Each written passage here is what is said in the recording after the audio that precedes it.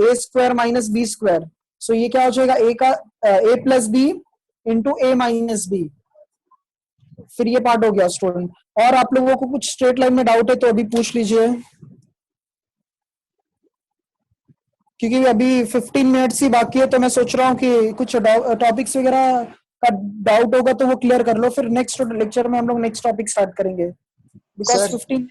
हाँ sir sir homogeneous equation से अगर दो लाइंस फाइंड करना है तो उसमें कौन से मेथड यूज हो सकते हैं? एक बार रिपीट करना विराम क्वेश्चन। सर जैसा कि होमोजेनियस इक्वेशन दी है x square plus 2hxy plus y square, ठीक है, हाँ हाँ उससे हम लोग को दो इक्वेशन फाइंड करना है जिससे वो आया है होमोजेनियस हाँ हाँ इक्वेशन। तो कौन हाँ। कौन से मेथड एप्लीकेबल है?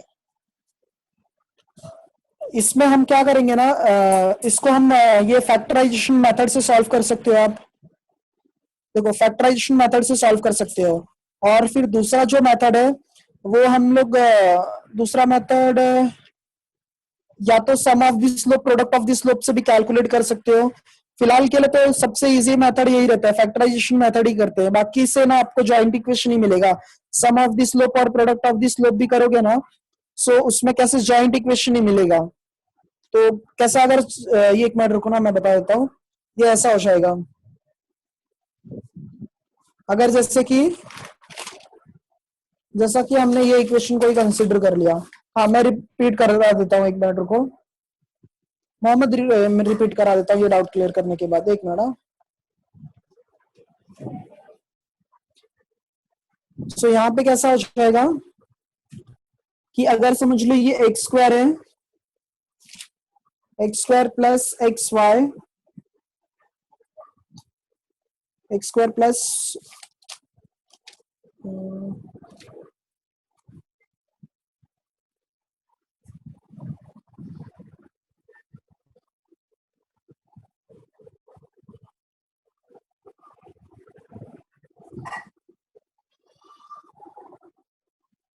तो अगर आप लोग देखोगे यहाँ पे ये क्या है, 10x स्क्वायर है प्लस 20xy है plus 2y square equals to 0।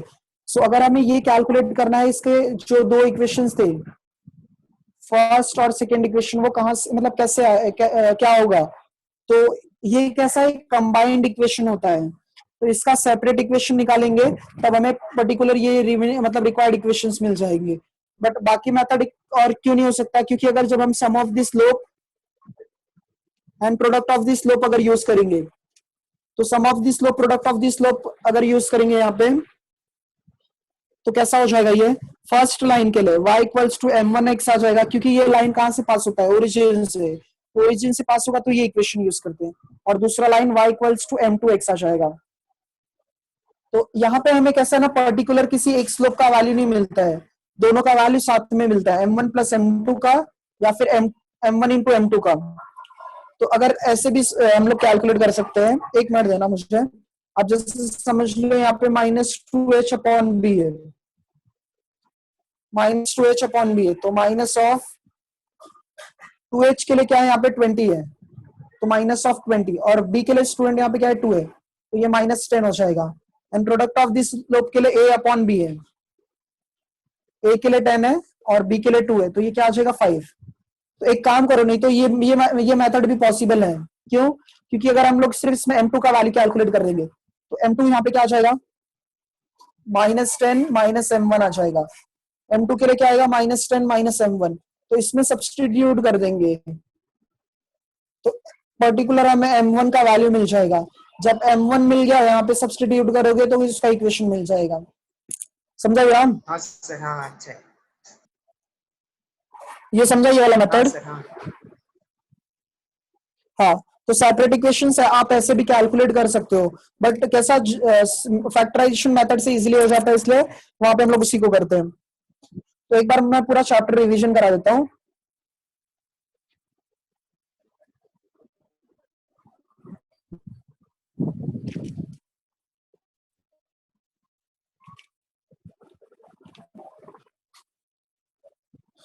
तो यहाँ पे कैसा हमने देखा था कि फर्स्ट जो लाइन का स्टैंडर्ड फॉर्मेट है, जनरल इक्वेशन ऑफ लाइन जो है, मैं बेसिक से रिवीजन करा दे रहा हूँ। General equation of a line क्या था, A X plus B Y plus C equals to 0 होता है। अगर कोई लाइन ओरिजिन से पास होता है, equation of a line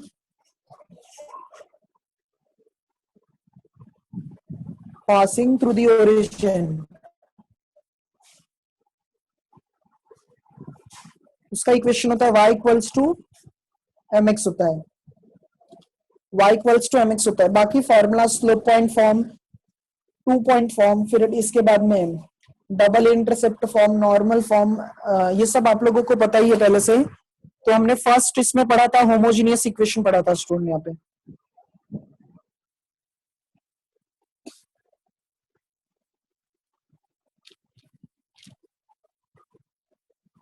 homogeneous equation क्या था, ये दो, मैं ऐसे शॉर्ट फॉर्म में लिखता हूं, ये पेयर ऑफ लाइंस के लिए होता है, पेयर ऑफ लाइंस के लिए होता है, जो कहां से पास होता है, ओरिजिन से पास होता है। होमोजीनियस इक्वेशन किसके लिए होता है, पेयर ऑफ लाइंस के लिए होता है, जो ओरिजिन से पास होते हैं उनका इक्वेशन होता है ये। अब इसके बाद में उसका स्टैंडर्ड फॉर्म क्या था, और इसका डिग्री जो होता है वो स्टूडेंट 2 ही होता है। उसका फॉर्मूला था A X square plus 2hxy plus by square equals to 0। इससे हमने दो पार्ट यहाँ पे निकाला, फाइंड किया था, m1 प्लस m2 जो कि माइनस 2h अपॉन b था, और सेकेंड पार्ट यहाँ पे m1 इंटू m2 था जो a बाय b था। अच्छा, अगर होमोजीनियस इक्वेशन को इन टर्म्स ऑफ स्लोप लिखते हैं, होमोजीनियस इक्वेशन को इन टर्म्स ऑफ अगर स्लोप लिखोगे तो वो ऑक्सिलरी इक्वेशन देता है हमें। उससे क्या मिलता है, ऑक्सिलरी इक्वेशन मिलता है, और ऑक्सिलरी इक्वेशन का यहाँ पे फॉर्मूला था b m square plus 2hm plus a equals to 0, where यहाँ पे m equals to y upon x था। m का वैल्यू क्या है, y अपॉन x है। तो फर्स्ट एक्सरसाइज में होमोजीनियस इक्वेशन था, ऑक्सिलरी इक्वेशन हो गया। इसके बाद में यहाँ पे ना परपेंडिकुलर और पैरेलल के लिए कंडीशंस थे। जब लाइंस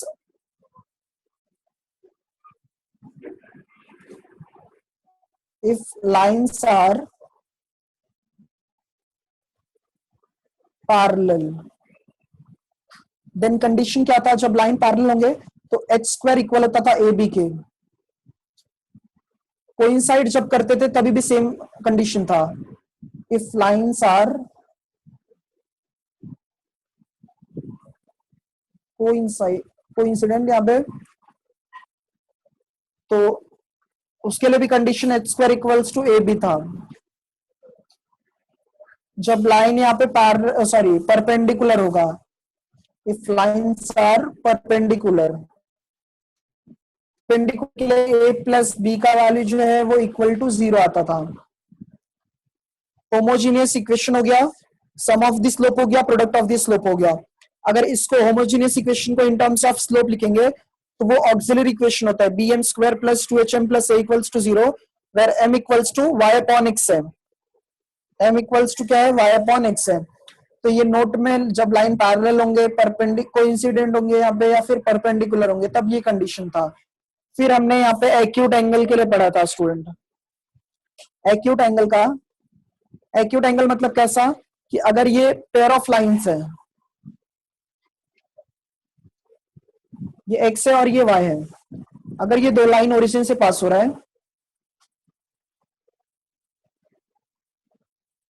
तो इनके बीच का जो एंगल बनता है ना, इनके बीच का जो एंगल बनता है वो हमेशा एक्यूट एंगल होता है। वो हमेशा एक्यूट एंगल क्या होगा, थीटा। तो एक्यूट एंगल के लिए फर्स्ट जो फॉर्मूला था, हम लोग जो 11th स्टैंडर्ड में पढ़े थे, वो m1 माइनस m2 अपॉन क्या था, 1 प्लस m1 इंटू m2।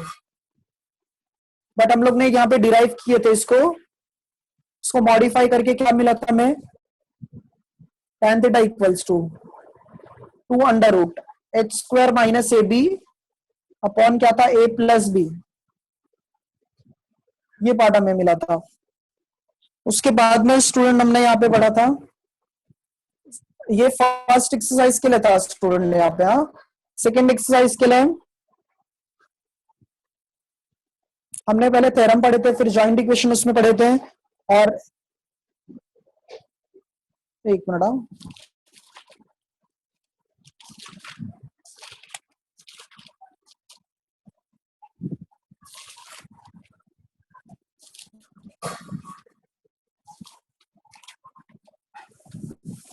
हाँ, फिर हमने यहाँ सेकेंड डिग्री इक्वेशन पढ़ा था, general second degree equation.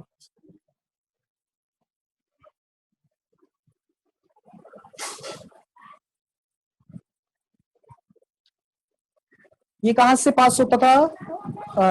Origin से पास नहीं होता था यहाँ पे, तो यहाँ पे लिख दो नॉट पासिंग थ्रू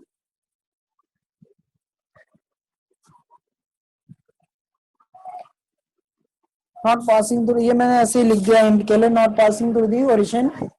अब यहाँ पे जो स्टैंडर्ड इक्वेशन था वो क्या था? X square plus 2hxy plus by square plus 2gx plus 2fy plus c equals to 0। ये था एक फॉर्मेट। और इसके बाद में अगर ये कौन से लाइन से मिला था अपने को? a1x plus b1y plus c1 equals to 0 and a2x plus b2y plus c2 equals to 0। इन दोनों को हमने जब मल्टीप्लाई किया था तब हमें पर्टिकुलर ये इक्वेशन मिल गया था। इसके बाद में जब रिप्रेजेंट करेगा, जब ये लाइन रिप्रेजेंट करेगा पेयर ऑफ लाइंस, तो हमने देखा था वहां पे डिटर्मिनेंट का वैल्यू 0 था। इसको मैंने आप लोग को याद करने का तरीका बताया था, AHG HBF GFC, इसका वैल्यू क्या होना चाहिए? 0 होना चाहिए। ये तो एक डिटर्मिनेंट के फॉर्मेट में है, या तो इसको ऐसे भी लिख सकते हो, ABC plus 2FGH minus AF square minus B square CH square equals, ये दोनों एक ही है। हाँ, ये दोनों भी एक है। बाद में हमने देखा था पॉइंट ऑफ इंटरसेक्शन।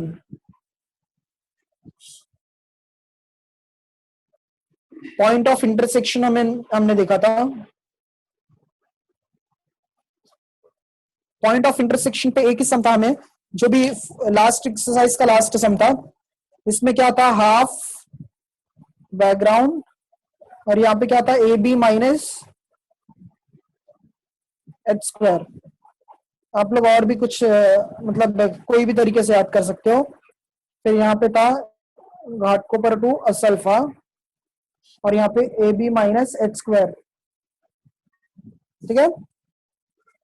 अब इसके बाद में यहाँ पे भी सेम कंडीशन था, पैरेलल, और पैरेलल के लिए कंडीशन था H square equals to AB, और परपेंडिकुलर के लिए था A plus B equals to 0 था। और फिर बाकी के लिए मतलब बेसिक्स जो सम्स थे वहां पे पैरेललोग्राम फॉर्म हुआ। फिर ये बेसिक यहाँ पे इतने ही है। सेकेंड मतलब स्टैंडर्ड फॉर्मेट हो गया, लाइन कहां से ओरिजिन से पास होगा तो उसके लिए ये हो गया। होमोजीनियस इक्वेशन के लिए यहाँ पे ये था sum of the slope product of the slope हो गया। अगर होमोजीनियस इक्वेशन में ऑक्सिलरी इक्वेशन कब यूज करना है? जब स्लोप आएगा, bm square plus 2hm plus a equals to 0 है। पैरेलल परपेंडिकुलर के लिए कंडीशंस हो गया। फिर एक्यूट एंगल हो गया, ये एक्यूट एंगल हो गया ये। फिर सेकेंड डिग्री पे इक्वेशन के लिए, और फिर रिप्रेजेंट करेगा pair of lines. Last exercise student सब इस पे डिपेंड है, रिप्रेजेंट करेगा पेयर ऑफ लाइंस के लिए। और फिर एक सम इस पे था पॉइंट ऑफ इंटरसेक्शन के लिए। सो आप लोगों को अगर कुछ भी और डाउट है तो पूछ लो अभी, फिर आज का सेशन यहाँ पे कंप्लीट हो जाएगा। ठीक है, कुछ डाउट्स है तो पूछ लो आप लोग। हाँ, कोई भी चैप्टर का, ऐसा जरूरी नहीं है कि स्ट्रेट लाइन का ही।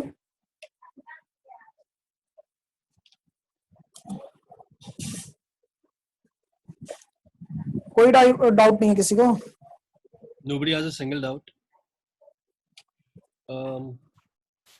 एक मिनट सर। हाँ,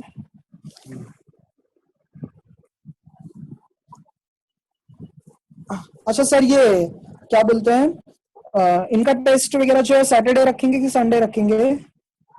सर संडे रखते हैं, एक दिन और दे देते हैं प्रिपेयर करने के लिए इनको। Sunday sir. हाँ। Okay sir. अच्छा, बेसिक फॉर्म्स भी रिकैप करा दूं? अच्छा एक मिनट रुकना, बेसिक सर एक 2 मिनट देना, सिर्फ हाँ, बेसिक फॉर्म भी लिखा देता हूँ मैं। एक दो स्टूडेंट बोल रहे हैं। No problem. हाँ एक मिनट रुकना। हाँ सर। सो बेसिक इसमें स्लोप फॉर्म था।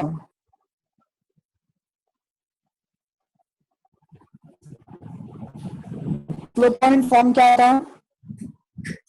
हमें y minus y one equals to m into x minus x one,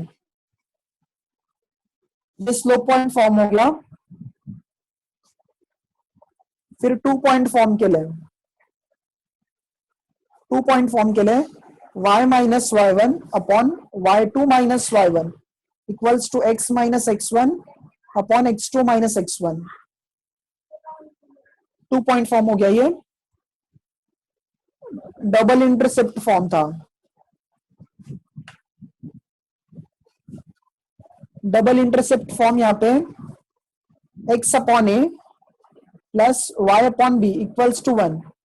जो हमारा x इंटरसेप्ट है वो a है, और y इंटरसेप्ट जो है वो कौन है? b है। स्लोप पॉइंट फॉर्म का करना होता है जब एक स्लोप दिया रहेगा और एक पॉइंट दिया रहेगा, पॉइंट दिया रहेगा। इंटरसेप्ट x और y इंटरसेप्ट गिवन होंगे तब हमें यूज करना होता है। फिर था नॉर्मल फॉर्म था स्टूडेंट, यहाँ पे नॉर्मल फॉर्म क्या था? x cos alpha plus y sin alpha equals to p। तो जो अल्फा होता है वो इंक्लिनेशन होता है, और जो p होता है ये लेंथ ऑफ नॉर्मल होता है। लेंथ ऑफ नॉर्मल या फिर परपेंडिकुलर, कहां से? ओरिजिन से। लेंथ ऑफ नॉर्मल और परपेंडिकुलर, नॉर्मल को ही परपेंडिकुलर बोलते हैं, और इसका लेंथ कहां से रहता है? ये ओरिजिन से रहता है। सॉरी। अब उसके बाद में स्लोप इंटरसेप्ट फॉर्म था।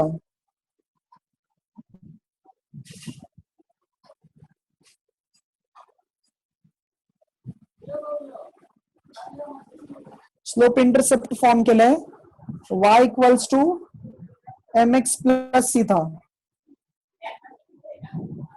और जब लाइंस यहाँ पे हमारे पैरेलल दिए रहेंगे, if lines are parallel then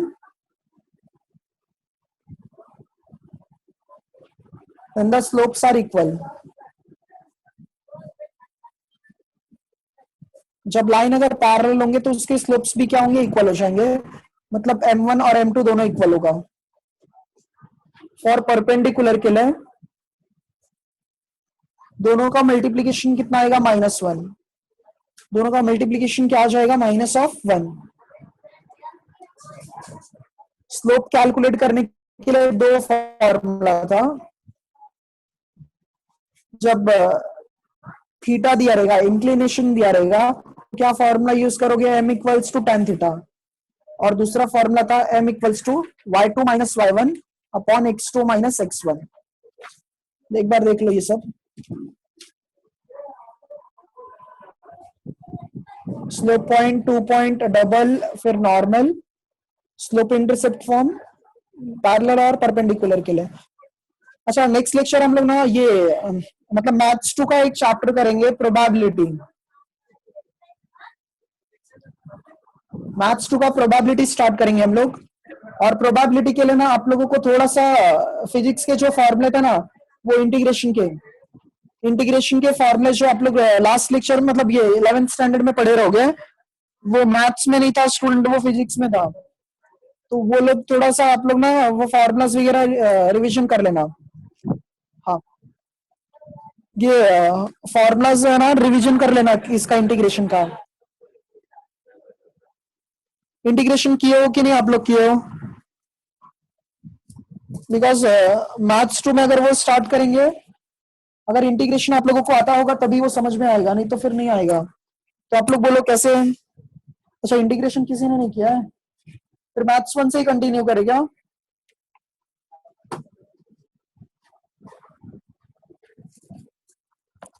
उसमें अच्छा चलेगा, ठीक है। तो ठीक है चलेगा। तो हम लोग क्या करेंगे फिर, मैथ्स 1 को ही वेक्टर फिर स्टार्ट करेंगे। वेक्टर काफी लेंथी चैप्टर है वैसे तो, देखेंगे। मैं फिर डिसाइड करके आपको कल बताऊंगा कि क्या स्टार्ट करना है, क्योंकि वेक्टर जो है वो थोड़ा सा मतलब लेंथी चैप्टर है ना, इसीलिए। ठीक है, तो थैंक यू सर। तो इनको इंटीग्रेशन तो वैसे भी अगर लास्ट तक किया भी होगा तो भी भूल ही जाते हैं लोग, तो वापस स्टार्ट करना पड़ेगा बाद में। तो वेक्टर्स जी सर, वही मैं भी सोच रहा था। या तो फिर इंटीग्रेशन के कुछ बेसिक्स पहले डिस्कस करके फिर आगे जा सकते हैं उसमें, या जो भी आप प्लान कर लीजिए उसको सर। अपने हिसाब से कल वेक्टर्स चालू कर लेते हैं फिलहाल के लिए। चलेगा चलेगा सर, नहीं तो मैं देख लेता हूँ सर, अगर इंटीग्रेशन का पहले फार्मूलाज वगैरह, जी नहीं जी तो सर, काफी टाइम लग जाएगा उस। जाता है। हाँ। जी सर, जी सर। हाँ बोलो। सर ये स्ट्रेट लाइन के बाद अगर लाइंस इन प्लेन किया तो वो कैसा रहेगा?